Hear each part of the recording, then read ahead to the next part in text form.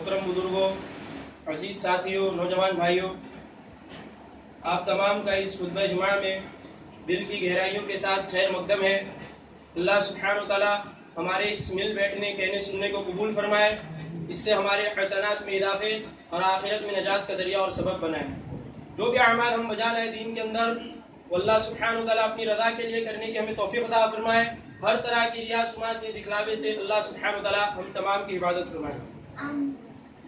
محترم بھائیوں، سب سے پہلے ہر قسم کی تعریف و توصیف، عظمت و بڑائی، بادشاہی اس وحدہ لا شریک خالق کائنات اور مالک ارض و سما کے لیے لائق و زیبا ہے، جو اس تمام جہاں کا اکیلا تنے تنہا پالن ہار، مشکل کشا اور حاجت روا ہے، کہ جس کے قبضہ قدرت میں تمام بھلائیاں ہیں، وہ ہر چیز پر قادر ہے۔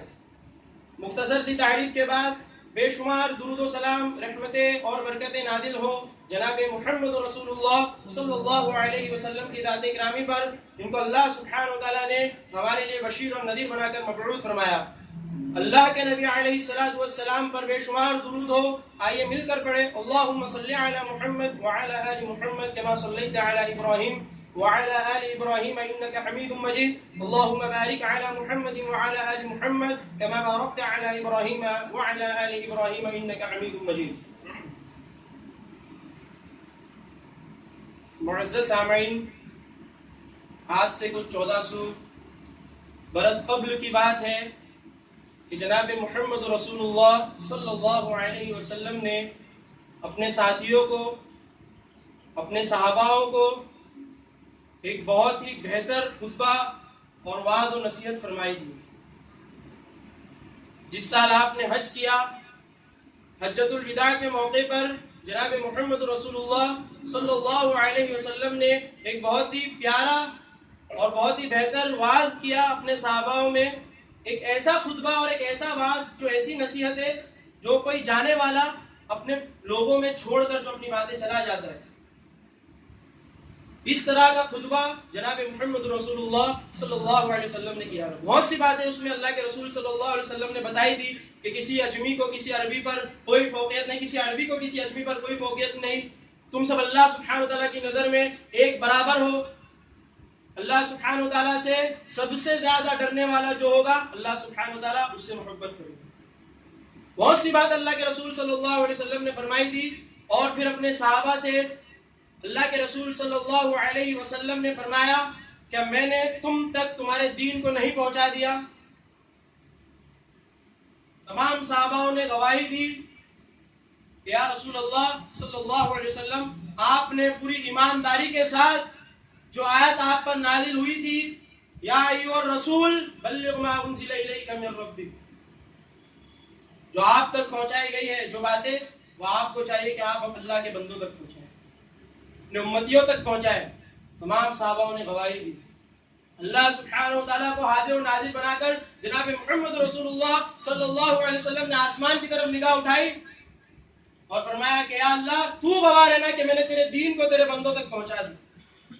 اللہ سبحانہ و تعالیٰ نے قرآن آیت نازل فرمائی، سورۃ المائدہ کی آج بھی وہ آیت اسبر ہے، الیوم اکملت لکم دینکم، کہ آج کے دن ہم نے تمہارے دین کو تم پر مکمل کر دیا۔ الیوم اکملت لکم دینکم واتممت علیکم نعمتی، اور تم پر ساری کی ساری نعمتیں ظاہر کر دی، ورضیت لکم الاسلام دینا، اور اسلام تمہارا دین ہو، اس پر ہم راضی ہوئے۔ اللہ سبحانہ وتعالیٰ نے اس گواہی کے تعلق سے اللہ سبحانہ وتعالیٰ نے آیت نازل فرمائی۔ میرے بھائیوں، دین اسلام مکمل۔ ایک تھیلی آپ لے لیجئے، جس میں کچھ چیزیں ڈال کر اس کو گاٹھ لگا دے، اس کو گاٹھ لگا دے اور اس پر ایک مہر لگا دے، ایک مہر بند تھیلی ہو جائے وہ، تو جب بھی اس تھیلی کو کھولنا پڑے تو ہمیں کیا کرنا ہوگا؟ اس مہر کو توڑنا پڑے گا۔ اس مہر کو توڑنے کے بعد ہم اس چیز میں، اس تھیلی میں کوئی چیز ایڈ کر سکتے ہیں یا اس میں سے کوئی چیز نکال سکتے ہیں۔ سمجھنے کی کوشش کریں میرے بھائیوں، یہ آیت اس دین اسلام کی مہر ہے۔ الیوم اکملت لکم دینکم واتممت علیکم نعمتی ورضیت لکم الاسلام دینا، یہ وہ مہر ہے اس دین اسلام کی۔ اب اس دین اسلام کے اندر کوئی چیز ہمیں ایڈ کرنا ہو یا کوئی چیز نکالنا ہو تو اس آیت کو توڑنا پڑے گا۔ بہت بڑی بات کہیں گے، اس آیت کو توڑنا پڑے گا، اس آیت کی نافرمانی ہوگی۔ اللہ سبحانہ و تعالیٰ نے جو اس آیت کو نازل فرمائی ہے کہ اب اس کے بعد دین کے اندر نہ کوئی بڑھوتری ہو سکتی ہے نہ اس دین سے کوئی چیز نکالی جا سکتی ہے. اب جو لوگ اس دین کے اندر بڑھوتری کرنا چاہے, اس دین میں سے کچھ چیز نکالنا چاہے, تو سارے کے سارے لوگ اس آیت کے خلاف جائیں, چاہے اس میں ہمارے مسلمان بھائی بھی نہ ہو, کوئی بھی ہو. یہ مہر بند تھیلی جو تھی اب اس پہ مہر لگ چکی ہے. ہمارا دین اسلام جو تھا یہ آیت اس کی مہر ہے کہ اب اس کے اندر کوئی چیز نہ تو ایڈ کر سکتے ہیں نہ کوئی چیز نکال سکتے ہیں. معاشرے میں آج ہم دیکھتے ہیں بہت سی برائیاں ہمارے اندر پنپ رہی ہیں, جس میں سب سے بڑی جو برائی میں سمجھتا ہوں شرک سے بھی بڑی, یا شرک کے بعد آنے والی جو سب سے بڑی برائی ہے وہ بدعت ہے. دین کے اندر کچھ نئی چیز لانا, اس آیت کو توڑتے ہوئے دین کے اندر کسی کی محبت کے خاطر, کسی کو کسی چیز کے منانے کے خاطر, کوئی خوشیاں منانے کے خاطر کوئی نئی چیز کو پیدا کرنا, اسے ثواب کی سمجھ سے کرنا, ثواب کی نیت سے کرنا, یہ بدعت ہے. کیا ہے بدعت؟ بدعت کو جانیے. بدعت کیا ہے؟ دین کے اندر ثواب کی نیت سے کوئی عمل کرنا, یہ بدعت ہے. ورنہ تو آج ہمارے بھائی الحمدللہ تم لائٹ کیوں استعمال کرتے ہو, تم مائک کیوں استعمال کرتے ہو, اللہ کے رسول کے دور میں تو تھا نہیں. تم مسجد میں ایسے کلر کیوں مارتے ہو, اللہ کے رسول کے دور میں تو تھا نہیں. یہ بدعت نہیں ہے, ہم نے دین کا سمجھ کے کیا. اگر اس کے بدلے کوئی دوسرا کلر ہوتا, مائک کے بدلے کوئی دوسرا ہمارے پاس سوشل میڈیا ہوتا بات پہنچانے کا, ہم وہ استعمال کرتے. اس کو ہم نے دین کا سمجھا ہے. اللہ کے رسول کے دور میں تو بریانی نہیں تھی, پھر تم بریانی کیوں کھاتے؟ ایسی ایسی تو مثالیں ہمارے بھائیوں. میرے بھائیوں, ہم اسے دین سمجھ کر ثواب کی نیت سے تھوڑی نہ کریں, اور ایک دن اس کے لیے ہم نے خاص مخصوص تھوڑی نہ کر دیا ہے. تو بدعت کو, اصل بدعت کیا ہے اسے جانیے. دین کے اندر, دین اسلام کے اندر اس آیت کے نازل ہو جانے کے بعد اب اس دین کے اندر ثواب کی نیت سے محمد صلی اللہ علیہ وسلم سے کوئی روایت یا کوئی صحابی سے کوئی روایت موجود نہیں ہے, قرآن میں اللہ نے کوئی چیز نہیں فرمائی ہے, وہ عمل ہم کریں اور اسے ثواب کی نیت سے کریں, ہمیں ثواب مل رہا ہے یہ جان کر کریں, تو یہ بدعت ہے. ورنہ تو آج ہم سوشل میڈیا استعمال کر سکتے ہیں, مائک ہم استعمال کر سکتے ہیں. اللہ کے رسول صلی اللہ علیہ وسلم نے بھی تو استعمال کیا تھا. اس دور کا سوشل میڈیا کیا تھا؟ لوگوں کو اپنی بات, ایک بندے کو اپنی بات تمام لوگوں میں کرنا تھا تو وہ پہاڑ پر چڑھ کے, اونچائی پر چڑھ کے کہتا. اللہ کے رسول صلی اللہ علیہ وسلم نے بھی تو یہی کہا تھا. پہاڑ پر چڑھ کے, صفا اور مروا کی پہاڑ پر چڑھ کے اللہ کے رسول صلی اللہ علیہ وسلم نے اپنی بات کو تمام لوگوں تک پہنچائی تھی. اللہ کے رسول نے سوشل میڈیا استعمال نہیں کیا, ہم نے اسے دین کا سمجھا. یہ تو بس ایک ذرائع ہے. میری زبان کمزور ہے, میری آواز کمزور ہے کہ میں تم تک بات نہیں پہنچا سکتا, آپ کے کان کمزور ہے کہ میری بات آپ نہیں سن سکتے. ان دونوں کو ملانے کے لیے یہ جو چیز استعمال ہوئی ہے یہ مائک ہے. ہم کو بس اس سے اپنی بات پہنچانا ہے. ہم یہ نہیں کہتے کہ مائک لگانے سے ہمیں ثواب زیادہ ملے گا. اگر ایسا ہوتا تو الحمدللہ حرم میں تو بھی بہت زیادہ ثواب ملتا. سب سے اچھا ایمپلیفائر تو ان کا ہی ہے. ہم نے اس چیز کو دین نہیں سمجھا, ہم نے اس لباس کو دین نہیں سمجھا ہے, ہم نے اس کلر کو دین نہیں سمجھا ہے. سمجھنے کی کوشش کرے کہ دین کے اندر ثواب کی نیت سے جو کام کرے وہ بدعت ہے. اور پھر اہل بدعت اپنی بدعتوں کو ثابت کرنے کے لیے تین چیزیں لگی, جیسے میں نے پہلے بتایا تھا آپ کو, کہ بس اپنی بات کو رکھنے کے لیے, اپنی بدعتوں کو ثابت کرنے کے لیے قرآن کی آیت لائیں گے, توڑ کے آپ کے سامنے پیش کریں گے. سب سے پہلی چیز ان کی یہ ہوگی.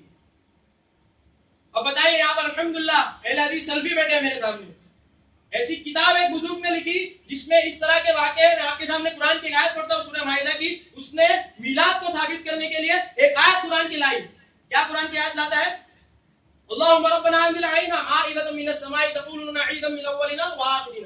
بتائیے کہ جو اہل کتاب ہے وہ اللہ سبحانہ و تعالیٰ سے سوال کرتے ہیں کہ یا اللہ آسمان سے ہمارے لیے دسترخوان نازل فرما, اور اگر اللہ سبحانہ و تعالیٰ ان کی دعا قبول کر لیتا, آگے اس نے اپنی بات کو لکھی ہے کتاب میں, اگر اللہ سبحانہ و تعالیٰ ان کی بات کو قبول کر لیتا, اگر آسمان سے دسترخوان نازل ہو جاتا, وہ دن ان کے لیے عید کا دن ہوتا. وہ دن ان کے لیے عید کا دن ہوتا. بتاؤ, یہ آسمان کی جو چھوٹی موٹی نعمتیں ہیں, دسترخوان ہے, کھانے پینے کی نعمتیں ہیں, اس پر اگر ان کو مل جاتا تو یہ لوگوں کے لیے وہ دن عید کا دن ہوتا. ہمارے لیے سارے جہاں کی نعمت جناب محمد رسول اللہ صلی اللہ علیہ وسلم اس دن پیدا ہوئے, تو کیا ہمارے لیے عید کا دن نہیں ہوگا؟ نعرہ تکبیر اللہ.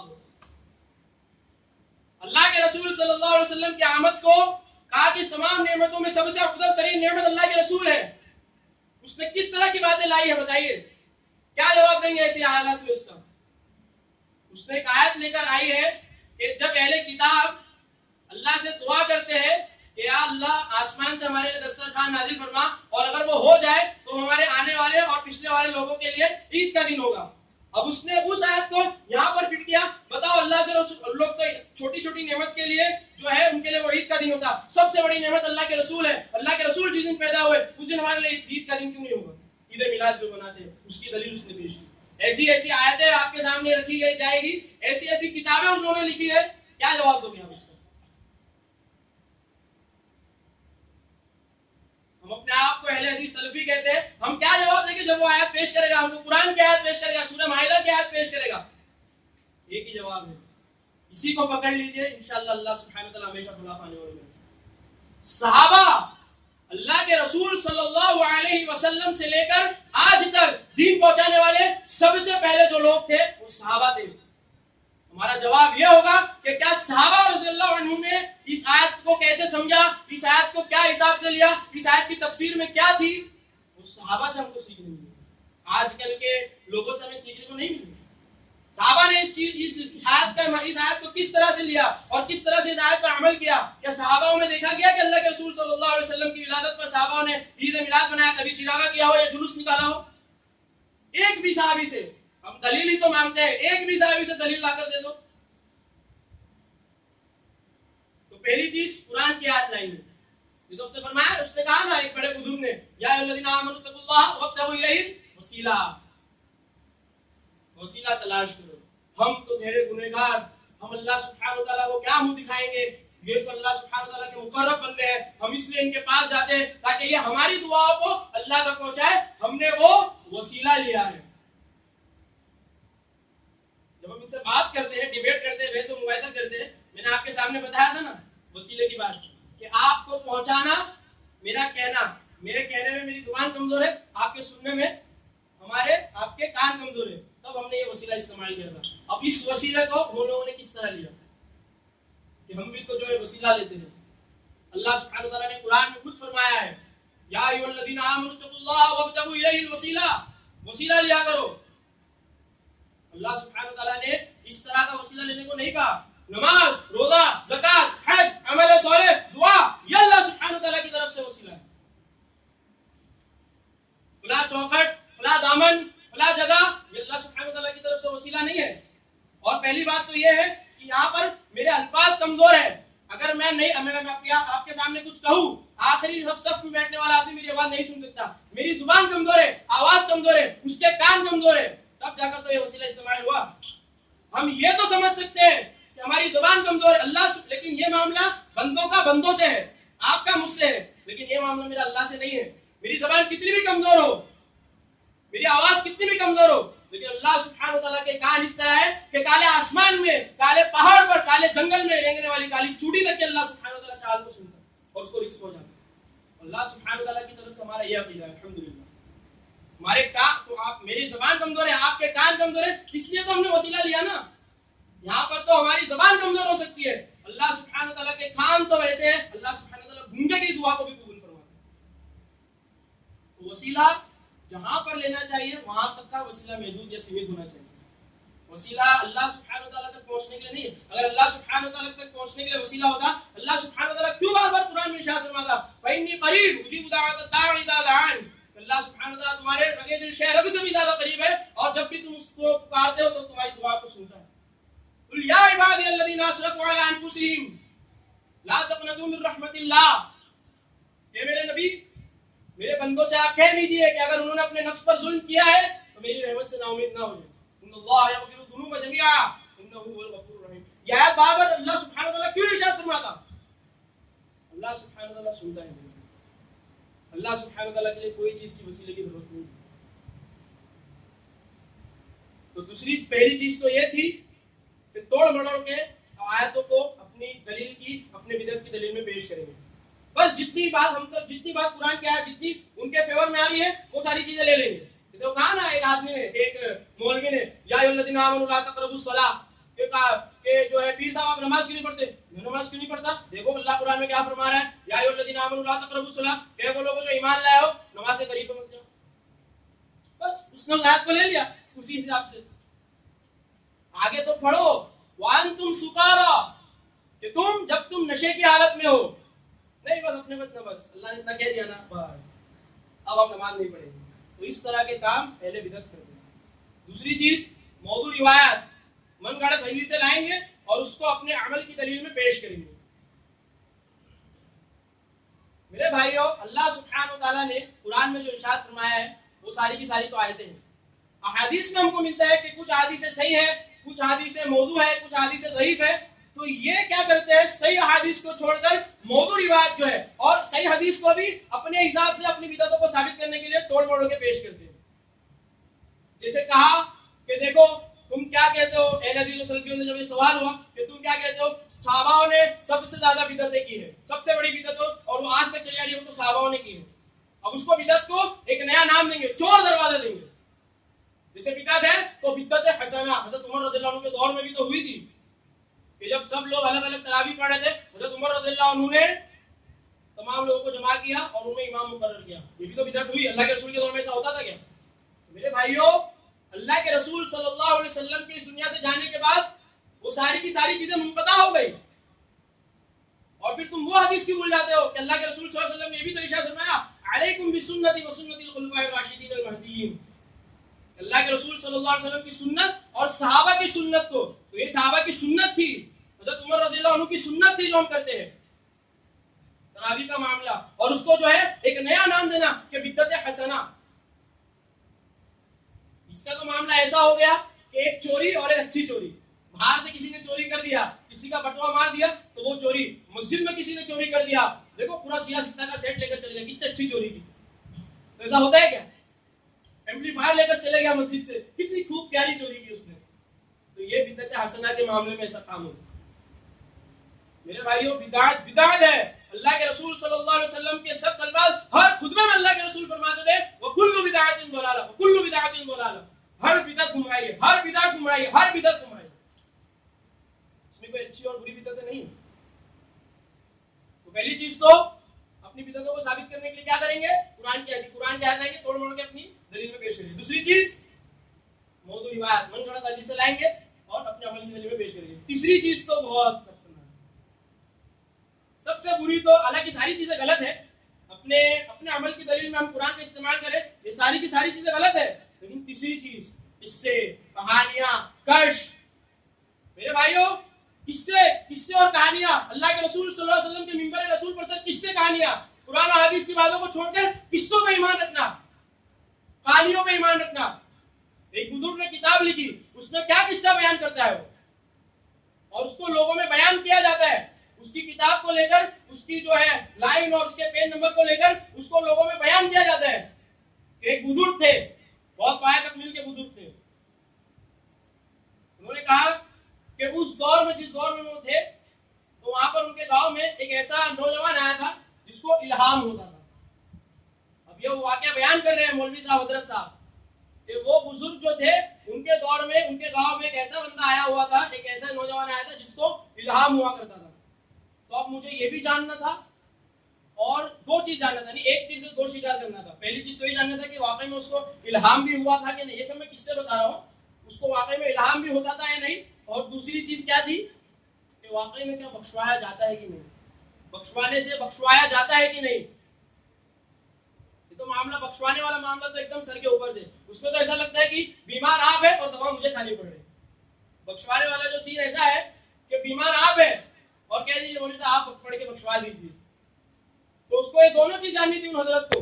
تو اس نے کہا کہ ایک دن میں نے جو ہے اس کی دعوت کرا دی اور اسے دعوت پہ بلا لیا. اور وہ نوجوان شخص آتا ہے, دعوت میں بیٹھتا ہے, اور پھر تھوڑی دیر کے بعد اس کے چہرے کا رنگ کچھ بگڑ جاتا ہے, ایک دم اس طرح سے ایسا کرنے لگتا ہے. وہ ایسا بیان کرنے والا بیان کر رہا ہے. پھر اس سے پوچھا گیا کہ بھائی تم اتنے, تمہارے چہرے پر پسینہ, تم اتنے پریشان کیوں ہو؟ کہا کہ میں دیکھتا ہوں کہ میری والدہ جو ہے جہنم میں جا رہی ہے, مجھے تصور ہو رہا ہے کہ میری والدہ جو ہے جہنم میں جا رہی ہے. نوجوان شخص کہہ رہا ہے اسے الہام ہو رہا ہے. دیکھیے پھر اس کے بعد اب یہ مولوی صاحب تھے, اب ان کو کیا کرنا تھا, اپنی دونوں چیز کو استعمال کرنا تھا. انہوں نے کیا کیے, اپنا جو رکھا ہوا تھا پڑھ کر اس کو جو ہے ٹرانسفر کرا دیے, بخشوا دیے. پتہ نہیں اس دور میں کون سا بلوٹوتھ کا یا کون سا جو ہے سسٹم تھا کہ پڑھ کر بخشوا بھی دیے. اب تھوڑی دیر کے بعد پھر وہ نوجوان جو ہے پھر مسکراتا ہے ہنستا ہے, مسکراتا ہے اور ہنستا ہے. پھر اس سے پوچھا گیا ابھی تھوڑی دیر پہلے تو تم پریشان تھے, ابھی تھوڑی دیر کے بعد جو ہے تم ہنس رہے ہو. اب میں دیکھتا ہوں کہ میری والدہ جنت میں جا رہی ہے. میرے بھائیوں بتائیے پھر وہ کیا ہونے والا ہے, قیامت کا وہ دن کیا ہوگا جب ساری جزا اور سزا یہی ہو جا رہی ہے, یہی پتہ چل جا رہا ہے, یہی سرٹیفکیٹ مل جا رہی ہے, تو اس دن کیا ہونے والا ہے. تھوڑی دیر پہلے دیکھتا ہے تو کہتا ہے کہ جو ہے میری والدہ جہنم میں جا رہی ہے, یہاں پر حضور صاحب کا پیر صاحب کا پڑھا انہوں نے بخشوا دیے. تھوڑی دیر کے بعد دیکھتا ہے میری والدہ جنت میں جا رہی ہے. مجھے اس چیز سے دونوں کا وشواس ہو گیا. ایک تو پہلی چیز بخشوانا بھی صحیح ہے, بخشوانے سے بخشوایا جاتا ہے, اور دوسری چیز مجھے اس کے اوپر ڈاؤٹ تھا کہ اس کو الہام ہوتا ہے کہ نہیں, اب مجھے یقین ہو گیا کہ اس کو الہام ہوتا ہے. بتائیے آپ, اخلاق تو بہت اچھے ہیں لیکن ایسے ایسے واقعات دن میں موجود ہیں. تو میرے بھائیوں سب سے زیادہ جو ٹھیس پہنچی ہے وہ اسی قصے کہانیوں سے پہنچی ہے.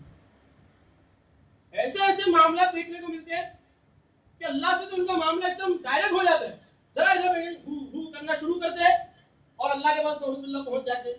اللہ کے رسول کو بھی تو ان کی سواری تو براق سے بھی تیز تھی. براق تو بھی پہلے آسمان پر ٹھہر رہا تھا, دوسرے آسمان پر ٹھہر رہا تھا, وہاں پر جو ہے ملاقاتیں ہو رہی تھی. ان کا تو ایسا کنیکشن الحمدللہ بس ہو کرنے سے پورا پہنچ جاتے. تو میرے بھائیوں اہل بدعت, اور یہ شوگر کوٹڈ پوائزن ہے, جو بدعت ہے یہ شوگر کوٹڈ پوائزن ہے. اچھا بنا کر پیش کرتا ہے شیطان, ہم کو ثواب مل رہا ہے.